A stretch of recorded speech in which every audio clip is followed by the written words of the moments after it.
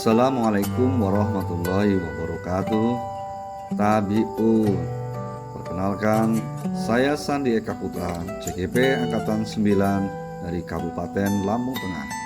Pada video kali ini, saya akan menyajikan tugas demonstrasi kontekstual dalam modul 3.1, pengambilan keputusan berbasis nilai-nilai kebajikan sebagai pemimpin.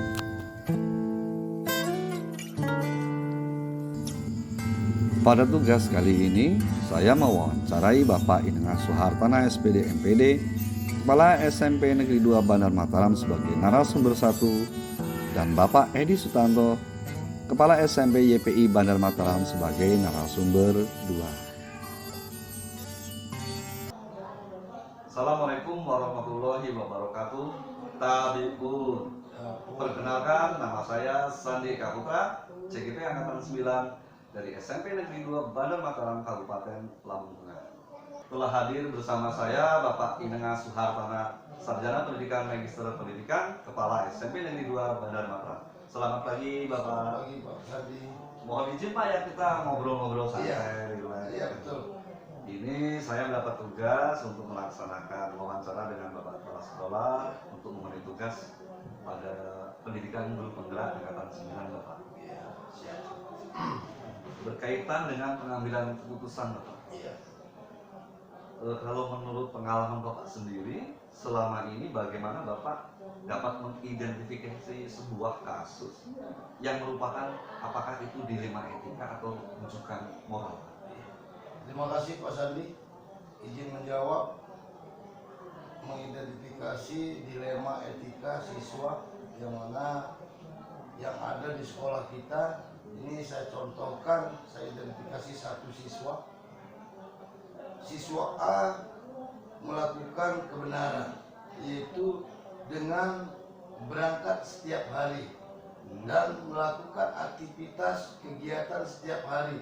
Namun di satu sisi kebenaran guru juga, guru melakukan kebenaran, memberikan nilai yang pas KKM. Karena apa?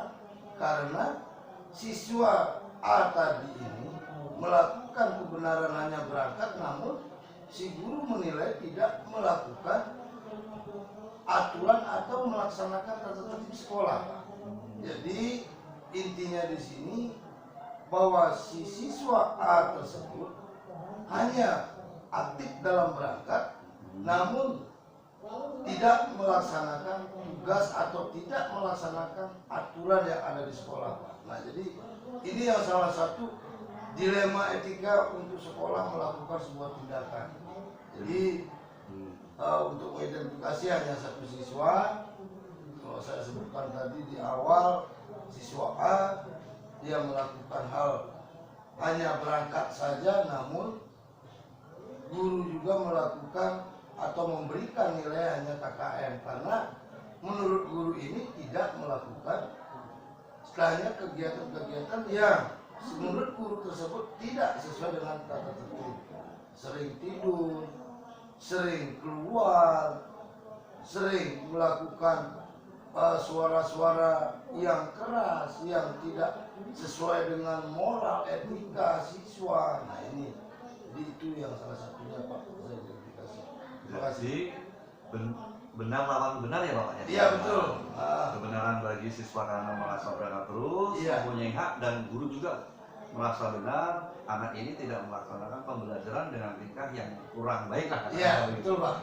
Baik Bapak, terus selama ini bagaimana Bapak menjalankan pengambilan keputusan di sekolah, terutama untuk kasus yang sama-sama benar tadi atau benar-benar mengandung nilai kebajikan? Apa nih yang Bapak membuat Bapak menjadi pertimbangan memilih dua kasus yang sama-sama benar? Iya, ini sebagai bahan pertimbangan sekolah terkait dengan kasus sama-sama benar, kita tidak bisa terlepas dari struktur organisasi sekolah Pak, terutama baik dari wakil kepala sekolah, terutama wakil kepala sekolah di bidang kesiswaan, dan juga kita perlu mengadakan sebuah musyawarah yang mana dihadiri oleh waka, wali kelas, dan guru BK Pak. Karena untuk memecah kasus ini setidaknya kita duduk bareng Pak. Kita musyawarahkan dengan beberapa orang yang betul-betul bisa kita percaya. Jadi menurut Bapak melalui musyawarah. Iya, betul Pak. Terus kalau begitu sebelum mengambil tindakan tadi langkah-langkahnya apa yang Bapak lakukan Iya. secara prosedur?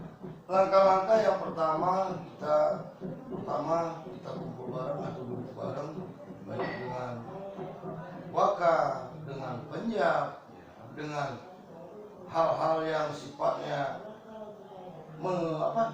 yang menindak dari siswa itu, contoh dalam hal kasus yang sama atau etika moral ini nantinya kita bisa mengumpulkan data-data Pak, yang jelas data-data dari waka, dari penjab, baik dari wali kelas dan juga bisa dari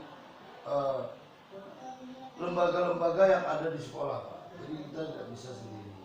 Jadi Bapak selalu prosedural mengumpulkan teman-teman, meminta pendapat begitu Pak ya? Iya, betul. Ada pertimbangan dari bawah, kemudian Iya. naik ke waka-waka, Betul. sehingga itu menjadi keputusan sebelum Bapak ambil begitu ya? Iya, betul Pak. Kemudian ada nggak Bapak yang anggap efektif dalam pengambilan keputusan? Apakah ini spontanitas kalau sifatnya penting atau terjadwal kalau menurut? Iya. Baik Pak Sandi, kalau yang jelas kalau kita mau ngambil tindakan yang efektif itu harus terjadwal. Terjadwal ya? Kenapa saya katakan demikian terjadwal? Karena setidaknya untuk menindak sebuah kasus ini kita pelajari dari bawah dulu.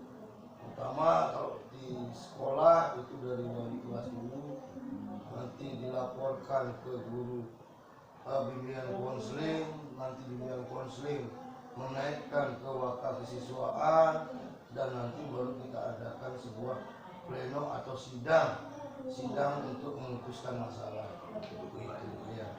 Jadi harus ada runutnya yang jelas ya Pak ya?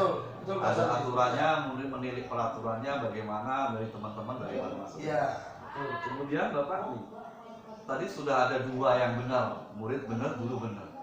Ada nggak Pak dalam mengambil keputusan itu Bapak merasakan ini loh tantangannya, ini loh hambatannya. Apa sih yang Bapak rasakan kira-kira dalam mengatasi tantangan hal tersebut? Jadi tantangan itu sebenarnya selalu ada Pak Sandi. Terutama kita mempunyai hati nurani yang mana kita sifatnya kemanusiaan. Seandainya kita keluarkan anak ini berarti kita menentang undang-undang, yang mana undang-undang tersebut sudah jelas wajib setiap warga negara untuk mendapatkan pendidikan. Nah itu yang membuat kita selalu bertentangan sesuai dengan hati nurani, sesuai dengan kemanusiaan kita. Kadang-kadang ini yang menjadi beban bagi sekolah terkait anak ini nanti seandainya tidak kita naikkan, bagaimana untuk nasib anak bangsa, gimana penerus kita, dan bagaimana masa depan mereka. Nah ini yang menjadi salah satu hati kita, nurani kita, rasa kemanusiaan kita yang membuat kita selalu mengambil keputusan itu tidak bisa sesuai dengan sasarannya. Tidak selalu menurut aturan Iya, Pak. betul lah. Karena berdasarkan nilai kemanusiaan bagi Iya. rasa peduli ya Bapak. Peduli. Betul. Kemudian Bapak ini kalau sudah dengan pertimbangan yang panjang, kemudian guru-guru sudah dikumpulkan, ini dalam memutuskan keputusan langsungnya itu Bapak ada perlu penjadwalan atau tidak? Atau dalam rapat dinas contohnya kita putuskan nih besok rapat dinas, atau memang serta merta atau spontan? Ya, itu tidak bisa serta-merta Pak Sandi, karena bagaimanapun sebuah keputusan instansi sekolah itu tidak bisa lepas dari kita mengadakan rapat dinas, karena ini sifatnya kedinasan, karena terkait sebuah keputusan sekolah itu biar tidak menyimpang dari baik Pancasila dan undang-undang nantinya. Karena kita di sini sebagai pendidik, jadi setidaknya kita mengadakan rapat dinas untuk memberikan sebuah keputusan. Berarti melalui prosedur rapat Pak. Iya, Secara rapat, resmi kita resmi. beritahukan kepada seluruh warga sekolah, ini loh hasil keputusan Iya. yang mau Bapak ambil. Oh, Betul, betul.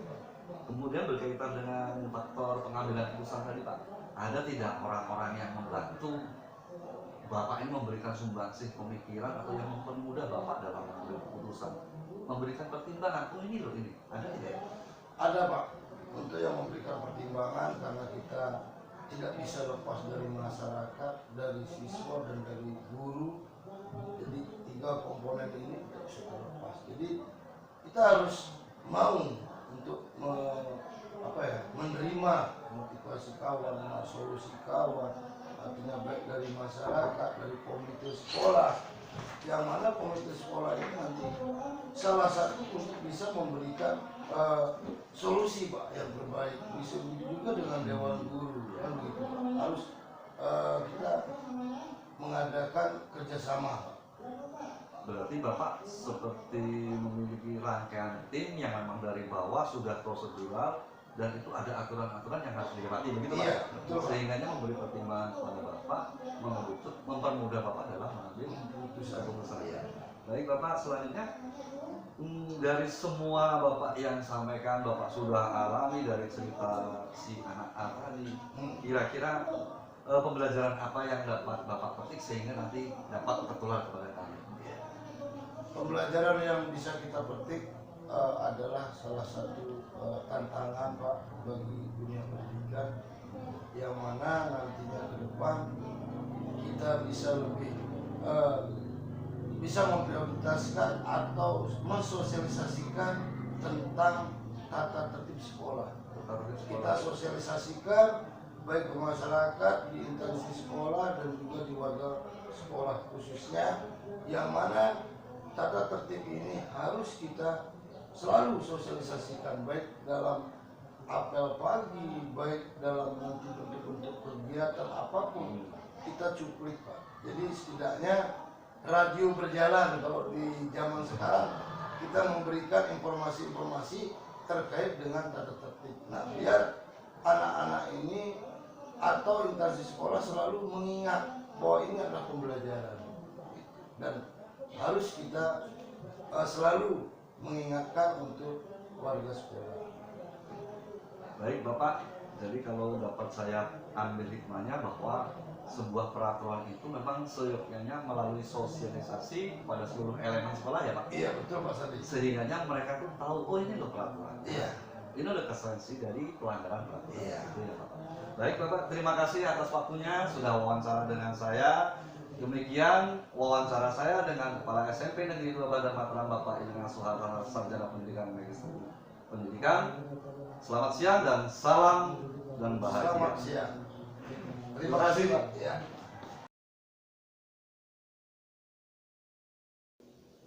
Assalamualaikum warahmatullahi wabarakatuh. Tabipun, perkenalkan saya Sandi Eka Putra, CGP Angkatan 9 dari SMP Negeri 2 Bandar Mataram, Kabupaten Lampung Tengah. Pada video kali ini, kami akan melaksanakan tugas wawancara dengan pimpinan atau kepala sekolah.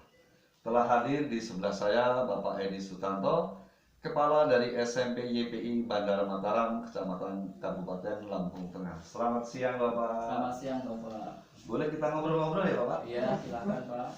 Baik, mohon maaf Bapak, ini sebelumnya saya izin minta waktunya dalam rangka menyelesaikan tugas pendidikan guru angkatan penggerak angkatan 9. Ini mendapat tugas untuk melakukan wawancara dengan pimpinan atau kepala sekolah. Ya, silakan Pak. Ini berkaitan dengan keputusan yang pernah Bapak alami tentang dilema etika.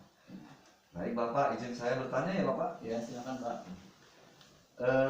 Mohon maaf Bapak, ini selama ini bagaimana Bapak bisa mengidentifikasi kasus itu, sebuah kasus itu yang merupakan apakah itu dilema etika atau bujukan moral Pak? Apa nih yang dapat Bapak terangkan identifikasi menurut Bapak? Ya, menurut saya, kalau menurut pandangan saya, sebuah kasus itu dikatakan dilema etika, yaitu sama-sama memiliki dua kebenaran yang sama-sama memiliki kebenaran. Artinya dalam menentukan itu sama-sama keputusannya itu membawa kebenaran, tapi kita harus memilih salah satunya, itu Pak. Jadi menurut Bapak sebuah kasus yang memiliki dua sisi yang benar ya Pak? Iya, dua sisi yang benar, tapi kita harus memutuskan Tetap satu keputusan. memutuskan satu keputusan, memilih salah satu dari dua yang benar. Baik Bapak, dari selama ini bagaimana Bapak menjalankan pengambilan keputusan di sekolah Bapak? Terutama untuk kasus yang tadi Bapak katakan memiliki dua kepentingan. Apa nih pengambilan keputusan berdasarkan apa? Ya, kalau kami lakukan untuk pengambilan keputusan yang dilema etika ini dengan mengumpulkan para wakil kepala sekolah saya dan kepada penanggung jawab kegiatan untuk memberikan pertimbangan-pertimbangan kepada saya mana putusan yang akan diambil yang kira-kira nanti berdampak kepada lebih luas, dampaknya lebih baik yang dalam jangka panjang. Oh, jadi melakukan koordinasi dengan para penjabat, para wakil kepala sekolah begitu ya Pak? Iya. Dirunut kasusnya sehingga nanti mengerucut bisa dijadikan acuan untuk mengambil keputusan. Iya benar Pak. Kemudian kalau menurut Bapak langkah-langkah seperti apa nih yang Bapak bisa lakukan atau prosedur apa yang bisa Bapak lakukan untuk mengambil keputusan? Iya, menyambung dari yang tadi Pak, untuk mengambil keputusan ini langkah-langkah yang diambil tadi sudah disinggung, yaitu dengan mengumpulkan pendapat para wakil kepala sekolah saya dengan penanggung jawab kegiatan, dari masukan-masukan mereka nanti akan diambil keputusan mana keputusan yang berdampak atau yang memiliki kebenaran lebih banyak dibandingkan dengan negatifnya, artinya manfaatnya lebih banyak dari keputusan yang kita ambil, karena dua-duanya memberi manfaat tapi kita ambil keputusan yang lebih banyak manfaatnya. Jadi Bapak lebih memutuskan mana yang terbaik untuk dijalankan ya Pak, Iya. diambil dari rangkaian koordinasi dengan wakil kepala sekolah penjab gitu ya. Baik Bapak, terus ada tidak yang Bapak lakukan atau Bapak anggap efektif dalam pengambilan keputusan terhadap kasus dengan hal-hal apa saja ini yang Bapak jadikan pertimbangan? Iya, untuk pengambil keputusan ini yang efektif tadi disesuaikan dengan regulasi baik dari Kemendikbud, dinas, artinya jangan sampai keputusan yang kita ambil nantinya akan berlawanan dengan regulasi yang ada. Artinya keputusan yang kita ambil tetap mengikuti acuan atau regulasi dari dinas terkait supaya keputusan ini bisa tidak berseberangan dan bisa saling bersinergi dengan keputusan apa yang sudah ditetapkan oleh dinas. Jadi menurut Bapak keputusan yang efektif itu sesuai regulasi, sesuai peraturan, berdasarkan pertimbangan-pertimbangan ada dasar hukumnya begitu Pak? Iya. Oh baik Pak. Terus kemudian ada nggak tantangannya atau hambatan apa nih ketika Bapak mengambil keputusan pada kasus dilema etika? Hal-hal apa saja yang menjadi hambatan dan tantangan untuk Bapaknya, apa yang paling sulit? Ya tentunya dari setiap keputusan yang kita ambil mesti ada tantangan.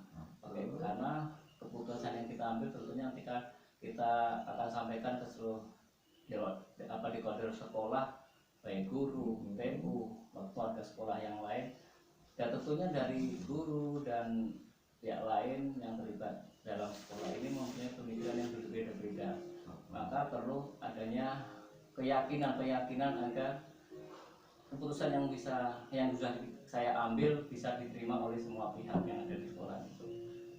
Jadi menurut Bapak memang menyampaikan hasil keputusan yang betul-betul dilema ya Pak? Iya, begitu sampai ada sisi yang benar, satu sisi lagi benar. Nah ini semua membawa kebenaran. Kalau menurut Bapak memang guru ini banyak pemikiran, banyak pandangan, sehingga menyampaikan agar mereka itu menyetujui itu sulit gitu Pak? Iya Pak. Nah, terus kalau dalam penyelesaian kasus dilema tadi menurut Bapak perlu penjadwalan khusus ada tidak terkait dengan kasus dilema, atau memang Bapak secara spontan untuk menyelesaikannya? Ya, kadang untuk dilema etika ini kejadiannya bisa yang temporer, artinya spontan. Ada kejadian saya kejadian langsung di sekolah, ada yang sifatnya perlu jangka panjang tadi itu yang berkaitan dengan regulasi. Untuk yang sifatnya terjadi spontan itu ya kita perlu ambil keputusan spontan dengan cara tadi itu kita panggil waka-waka, ada permasalahan begini, apa pendapatnya, apa masukannya, terus hari itu kalau bisa kita putuskan, kita ambil keputusan supaya masalah itu tidak bertumpuk-tumpuk, sudah diselesaikan. Nah, untuk yang temporer, untuk yang saya ada jeda waktunya, ini kita rembukan dengan terawaka dan keputusannya disesuaikan. Itu bedanya kalau spontan, kita ambil keputusan spontan supaya masalahnya tidak menumpuk. Kalau yang jangka panjang ya kita sesuaikan waktunya pengambilan keputusannya. Itu Pak. Jadi menurut Bapak tergantung dari setiap kasusnya ya, Iya, tergantung. tidak harus spontan atau terprogram. Kalau Iya. memang bersifat penting segera, menurut Bapak Ya langsung kita ambil langsung ambil keputusan. Dan Tapi hari kalau memang temporer juga kita perlu musyawarah bersama dengan Dewan Guru. agar keputusan ambil Oh tepat, iya. Baik Bapak, berkaitan dengan pengambilan keputusan tadi, Iya. ada tidak faktor seseorang atau yang selama ini membantu mempermudah atau menjadi faktor pendukung Bapak dalam pengambilan keputusan dilema etika ini? Iya, ya tentunya untuk keputusan dilema ini kita sudah membentuk Waka dan Penjab itu untuk membantu. Mereka sudah, saya tunjuk itu sudah mempunyai kemampuan supaya mereka bisa membantu memudahkan kerja kepala sekolah dan menjadi tim untuk segala permasalahan pengambilan keputusan di sekolah. Itu Pak. Jadi memang sudah ada tim gitu Pak yang Ya, Bapak ada tim yang dari ada, mulai Pak. Waka, Iya. kemudian jajaran turun lagi, mungkin Iya. ke Penjab, Penjab. kemudian mungkin ke sampai yang lain Nah, lagi itu gitu. dengan tim untuk mengambil keputusan, Yang- merespon kasus-kasus yang terjadi Pak. Ya, baik, yang terakhir Bapak, Iya. dari semua yang Bapak alami, Bapak sampaikan dari pengalaman yang sudah Bapak sampaikan ke saya, ada pembelajaran apa yang dapat Bapak petik dari pengalaman yang Bapak ambil dari keputusan dilema etika ini, Pak? Iya, untuk masalah dilema etika ini kita memang perlu ambil penyelesaiannya, tentunya agar masalah tidak berlarut-larut. Dan yang kedua sebagai makhluk sosial, tentunya pertimbangan antara dua kebenaran ini lebih menekankan pada sisi kemanusiaannya. Sisi kemanusiaannya antara rasa peduli dan empati, sehingga keputusan yang kita ambil betul-betul berbasis kepada hasil akhir. Artinya keputusan yang kita ambil tentunya harus memberikan manfaat yang lebih baik bagi sekolah maupun bagi stakeholder yang ada di sekolah itu. Ya.